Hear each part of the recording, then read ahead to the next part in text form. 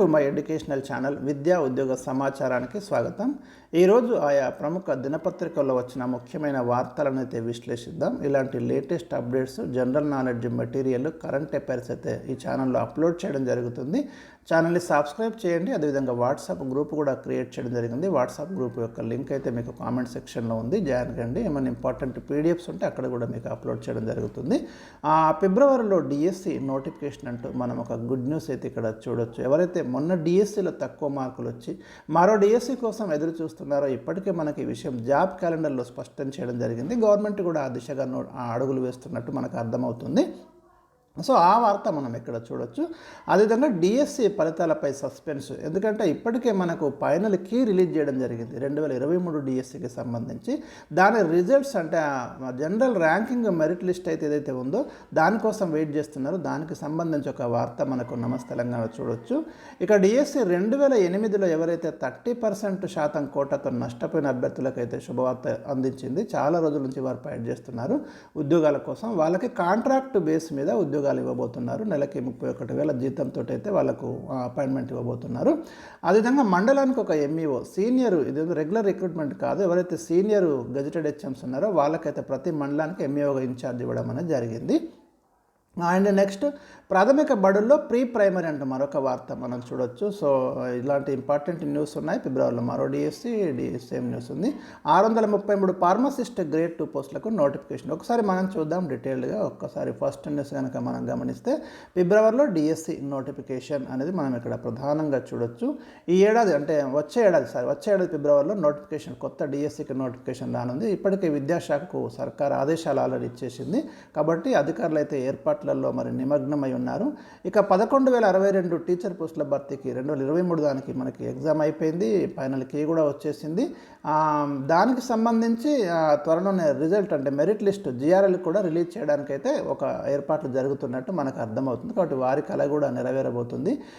విద్యా హక్కు చట్టం ప్రకారం మనకు 1:30 టీచర్ స్టూడెంట్ రేషియో ఉండాల్సి ఉంది.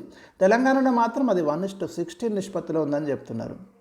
ఒకవేళ రేషనలైజేషన్ చేస్తే చాలా పోస్టులు మిగిలిపోతాయని అధికారులు చెప్తున్నారు. మరి ఈ నేపథ్యంలో ఖాళీలను భర్తీ చేయడానికి వచ్చే ఏడాది ఫిబ్రవరిలో డిఎస్సి నోటిఫికేషన్ ఇవ్వాలని ప్రభుత్వం భావిస్తున్నది.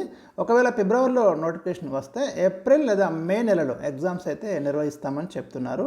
ఇప్పటికే మనకు 5,000 పోస్టులతో డిఎస్సి అంటూ అనౌన్స్ కూడా చేయడం జరిగింది. మరి 2025లో 5,000 పోస్టులకే నోటిఫికేషన్ ఇస్తారా, లేక ఎక్కువ పోస్టులు వస్తాయా, లేక తగ్గుతాయా అనేది కొంత మనకి ఇంకా సందిగ్ధంగా ఉంది. అదేవిధంగా తెలంగాణలో అన్ని ప్రైమరీ పాఠశాలల్లో ప్రీ ప్రైమరీ తరగతులు ప్రారంభించడానికి రాష్ట్ర ప్రభుత్వం అయితే కసరత్తు చేస్తుంది. ఈ బడుల్లో పాఠాలు చెప్పడానికి టీచర్లు వచ్చే ఏడాది ఇవ్వనున్న డిఎస్సి నోటిఫికేషన్లోనే ఆ వేకెన్సీస్ కూడా ఫిల్ చేయబోతున్నట్టు మనకు తెలుస్తుంది. అంటే ప్రీ ప్రైమరీకి కూడా టీచర్లను అపాయింట్ చేయబోతున్నారు. మరి దీనికి సంబంధించి స్పెషల్గా క్వాలిఫికేషన్స్ ఏముంటాయనేది మనకు త్వరలో ఒక స్పష్టత అయితే రానుంది. సో ఇది కూడా ఒక రకంగా చెప్పాలంటే ఉపాధ్యాయ ఆశావహులకైతే ఇది మంచి శుభవార్త అని చెప్పుకోవచ్చు మనము. అండ్ నెక్స్ట్ డిఎస్సి ఫలితాలపై సస్పెన్స్ అంటూ మనం ఇక్కడ ఒక వార్త చూడొచ్చు. ఇక్కడ జనరల్ ర్యాంకింగ్ జాబితా ఇప్పటిదాకా రాలేదు. మరి ఈ నెల 6న మనకి పాఠశాల విద్యాశాఖ ఫైనల్ కీ ఇచ్చింది. దాని మీద 210 అభ్యంతరాలు వచ్చినాయి. అభ్యర్థులు అనేక పుస్తకాల్లోని ఆధారాలతో సహా అభ్యంతరాలను అధికారుల ముందుంచారు. వాటిని విద్యాశాఖ అధికారులు ఎస్సీఆర్టీ పరిశీలనకు పంపిండ్రు. దీంతో మళ్ళీ కథ మొదటికి వచ్చింది. డిఎస్సి మార్కులకు టెట్ మార్కులు కలిపి ఫలితాలు అయితే ఇవ్వాల్సి ఉంది. అయితే టెట్ మార్కుల అప్లోడింగ్ సవరణకు విద్యాశాఖ అవకాశం ఇస్తే దీంట్లో కూడా మరి కొన్ని తప్పిదాలని తెలుస్తుంది. సాంకేతిక సమస్యలతో కొంతమందికి కొత్త మార్కులు అప్లోడ్ చేసిన పాతవే ప్రత్యక్షమయ్యాయి. ఒక సబ్జెక్టుకు పరీక్ష రాస్తే మరో సబ్జెక్టు వెబ్సైట్లో చూపించిందని మనకి ఇక్కడ కనిపిస్తుంది. కొంత గందరగోళం ఉందని ఎస్సీఆర్టీ సబ్జెక్టు నిపుణుల అభ్యంతరాలపై ఓ నివేదికను రూపొందించి విద్యాశాఖ అధికారులకు సమర్పించినట్టు తెలిసింది. మరి దీనిపై ముందుకెళ్లాలా, లేక ఇప్పటికే ప్రకటించిన తుది కీ ప్రకారం నడుచుకోవాలా అన్న విషయంలో విద్యాశాఖ ఇంకా కొంచెం డైలమాలో ఉన్నట్టు తెలుస్తుంది. దీంతోనే ఫలితాలపై సస్పెన్స్ కొనసాగుతున్నట్లు మనకు అర్థమవుతుంది. మరోవైపు డిఎడ్ బిఎడ్ అభ్యర్థుల సంఘం రాష్ట్ర అధ్యక్షుడు డిఎస్సి ఫలితాలపై తొందరగా రిజల్ట్స్ అంటే ఫైనల్ జిఆర్ఎల్ విడుదల చేయాలని వారి డిమాండ్ అయితే మనకు చేస్తున్నట్టు ఇక్కడ కనిపిస్తుంది. డిఎస్సి 2008 అభ్యర్థులకు తీపి కబురు అంటూ అంటూ మనం ఒక వార్త చూడొచ్చు. డైరెక్ట్గా వాళ్ళకి 27 నుంచి సర్టిఫికేట్ వెరిఫికేషనే ఉంది. ఎన్నో రోజుల నుంచి డిమాండ్ ఉంది.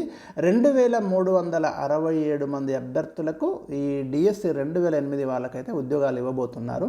అంటే ఆ రోజు 30% కోట ప్రత్యేకంగా ఎవరికైతే డిఎడ్ వాళ్ళకి కేటాయించిందో అందులో ఉన్నటువంటి బిఎడ్ స్టూడెంట్స్ అంతా మరి బయటకు వచ్చారు. వాళ్ళకి ఇప్పుడు ఉద్యోగాలు ఇవ్వబోతున్నారు. అక్టోబర్ 5 వరకు వీళ్ళ యొక్క సర్టిఫికెట్ వెరిఫికేషన్ అయితే ఉంటుంది. ఉమ్మడి జిల్లాల వారీగా కాంట్రాక్ట్ పద్ధతులు వీళ్ళకు పోస్టింగ్లు ఇస్తారు. కాంట్రాక్ట్ ఉద్యోగాలకు ఒప్పుకుంటున్నట్టు సర్టిఫికెట్ వెరిఫికేషన్ సమయంలోనే వీళ్ళైతే ఒక ఏమంటామంటే సమ్మతి పత్రం సమర్పించాల్సి ఉంటుంది, డిక్లరేషన్. ఈ మేరకు 2008 డిఎస్ఏలో 30% కోటాతో నష్టపోయిన అభ్యర్థుల జాబితానైతే ఉమ్మడి జిల్లాల వారీగా డిఈఓలకు పంపించడం జరిగింది. విద్యాశాఖ వెబ్సైట్లో కూడా ఉంది.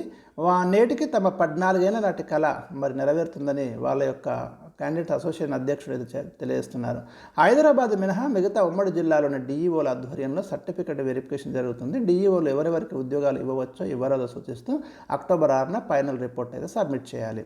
ఇక మండలానికి ఒక ఎంఈఓ, రాష్ట్రంలో అన్ని మండలాలకు ఎంఈఓలు నియమిస్తూ పాఠశాల విద్యాశాఖ ఉత్తర్వులు ఇచ్చింది.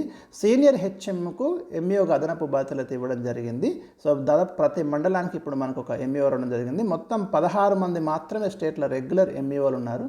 ఒక్కొక్కరికి 5-6 మండలాలకు ఇవ్వడం వల్ల చాలా ప్రాబ్లమ్స్ వస్తున్నాయి. కాబట్టి ప్రతి మండలానికి ఎంఈఓను అపాయింట్ చేయడం అనేది జరిగింది. ఇక ప్రాథమిక బడుల్లో ప్రీ ప్రైమరీ బాలవాటిక పేరుతో తరగతులు అధికారులను ఆదేశించిన సీఎం, ప్రత్యేక పాలసీ రూపకల్పన. అప్పుడు మరి అంగన్వాడీల పరిస్థితి ఏంటనేది క్వశ్చన్గా మారుతుంది. ఇక్కడ ప్రభుత్వం సర్కారు బడుల్లో నర్సరీ, ఎల్కేజీ, యూకేజీ వంటి పూర్వ ప్రాథమిక విద్యను ప్రారంభించాలనుకుంటున్నది. బాలవాటిక పేరుతో తరగతులు నిర్వహించడానికి విద్యాశాఖ అధికారులు అయితే కసరత్తు చేస్తున్నారు. రాష్ట్రంలో మనకు మొత్తం 18,242 ప్రైమరీ స్కూళ్ళు ఉన్నాయి. 3,144 ప్రాథమికోన్నత బడులను పిఎస్లో విలీనం చేయనున్నారు. ప్రస్తుతం పూర్వ ప్రాథమిక విద్యా బోధన అయితే అంగన్వాడీలలో ఉంది. సర్కారు బడుల్లో 1వ తరగతి నుంచే ఇప్పుడు అడ్మిషన్లు ఇస్తున్నారు. ప్రైవేటు బడుల్లో నర్సరీ నుంచి విద్యార్థులను చేర్చుకుంటుండటంతో వారు అక్కడే కొనసాగుతున్నారు. కాబట్టి ప్రభుత్వ బడుల్లో కూడా పూర్వ ప్రాథమిక విద్యను ప్రారంభించడం ద్వారా నర్సరీ దశలోనే విద్యార్థులు ప్రభుత్వ స్కూళ్ళ బాట పట్టడానికి వీలుంటుందని ప్రభుత్వం అయితే ఆలోచన చేస్తుంది. రాష్ట్రంలో మనకి 149 ఐసీడీఎస్ ప్రాజెక్టుల పరిధిలో మొత్తం 35,700 అంగన్వాడీ కేంద్రాలు ఉన్నాయి. వీటిలో 6.67 లక్షల మంది 3 ఏళ్ల నుంచి 6 ఏళ్ల మధ్య వయసున్న పిల్లలు నమోదై ఉన్నారు. కేంద్రం తీసుకొచ్చిన నూతన జాతీయ విద్యా విధానం పూర్వ ప్రాథమిక విద్యను పాఠశాల విద్యలో విలీనం చేయాలని స్పష్టం చేస్తున్నది. దీంతో రాష్ట్ర ప్రభుత్వం ఆ దిశగా ముందుకెళ్తుంది. దీంతో అంగన్వాడీలు ఉంటాయా అనే చర్చ మొదలైంది. ప్రీ ప్రైమరీ బోధనకు కొత్త టీచర్లను నియమించాలని గవర్నమెంట్ ఆలోచన చేస్తుంది. మరి అప్పుడు అంగన్వాడీ టీచర్లు ఎట్లా అనేది ఇక్కడ మనకి కొంత సందిగ్ధంగా కనిపిస్తుంది. దీని మీద క్లారిటీ అయితే మనకి రానుంది. ఇక డిఎస్సి 2008 సెలెక్టెడ్ అభ్యర్థుల గుడ్ న్యూస్ ఆల్రెడీ మనం డిస్కస్ చేసినాము. ఈ వార్త 2367 మంది అభ్యర్థులకు కాంట్రాక్ట్ బేస్ మీద ఇక్కడ ఉద్యోగాలు అయితే ఇవ్వబోతున్నారు. సో వీళ్ళకి వెబ్సైట్లో డీటెయిల్స్ అయితే ఉన్నాయి మనకి. సేమ్ ఫిబ్రవరిలో మరో డిఎస్సి, ఇది కూడా మనం ఆల్రెడీ డిస్కస్ చేసినాము. ఫిబ్రవరిలో 2025 డిఎస్సి నోటిఫికేషన్ ఇవ్వాలని భావిస్తుంది. వీళ్ళకి ఎగ్జామ్స్ ఏప్రిల్ లేదా మే నెలలో ఎగ్జామ్స్ అయితే కండక్ట్ చేయడం అనేది జరుగుతుంది. సపరేట్గా ప్రీ ప్రైమరీ స్కూళ్ళు ఏవైతే మనకు ప్రైమరీ స్కూల్లో ఓపెన్ అవుతుందో దాంట్లో డిఎస్సి 2025 ద్వారానే ఆ టీచర్లను కూడా రిక్రూట్ చేయబోతున్నట్టు మనకు తెలుస్తుంది. ఇక నవంబర్లో టెట్ అంటూ మరొక ఇంపార్టెంట్ వార్త మనం ఇక్కడ చూడొచ్చు. ఈ టీచర్ ఎలిజిబిలిటీ టెస్ట్కు విద్యాశాఖ ఏర్పాట్లు చేస్తుంది. నవంబర్లో నోటిఫికేషన్ ఇవ్వడానికి అయితే అధికారులు ప్లాన్ చేస్తున్నారు. దరఖాస్తుల ప్రక్రియతో పాటు ప్రిపరేషన్కి 3 నెలలు టైం ఇస్తారు. అనంతరం వచ్చే ఏడాది జనవరిలో ఆన్లైన్లో టెట్ ఎగ్జామ్ కండక్ట్ చేయబోతున్నారు. ఎవరైతే మరి టెట్ క్వాలిఫై కాలేదో వాళ్ళకి మంచి వార్త అని మనం ఇక్కడ చెప్పుకోవచ్చు. 633 ఫార్మసిస్ట్ గ్రేడ్ 2 పోస్టులకి నోటిఫికేషన్ ఇచ్చారు. వైద్య ఆరోగ్య శాఖ మొత్తం 633 pharmacist grade 2 B pharmacy, Pharm D, D pharmacy ఎవరైతే ఉన్నారో వాళ్ళకైతే గుడ్ న్యూస్ అని చెప్పుకోవచ్చు. మనకి మంగళవారం నోటిఫికేషన్ రిలీజ్ అయింది. అభ్యర్థులు వచ్చే నెల 5 నుంచి అదే నెల 21 సాయంత్రం 5 గంటల వరకు ఆన్లైన్లో అప్లై చేసుకోవాలి. దరఖాస్తులు ఏమైనా పొరపాట్లు ఉంటే వాటిని ఎడిట్ చేసుకోవడానికి 23, 24 తేదీలలో అవకాశం ఇచ్చారు. నవంబర్ 30 తేదీన వీళ్ళకి కంప్యూటర్ బేస్డ్ టెస్ట్ ఉంటుంది. మొత్తం 80 మార్కులకు రాత పరీక్ష, మరొక 20 మార్కులు మాత్రం కాంట్రాక్ట్ అవుట్సోర్సింగ్ సర్వీస్కి అయితే ఇక్కడ వెయిటేజ్ అనేది ఇవ్వడం అనేది జరుగుతుంది. సో ఇవి ఈరోజు ఉన్నటువంటి ప్రధానంగా విద్యా ఉద్యోగ సమాచారం. ఇలాంటి లేటెస్ట్ అప్డేట్స్ కోసం ఛానల్ని సబ్స్క్రైబ్ చేయండి. Thank you for watching.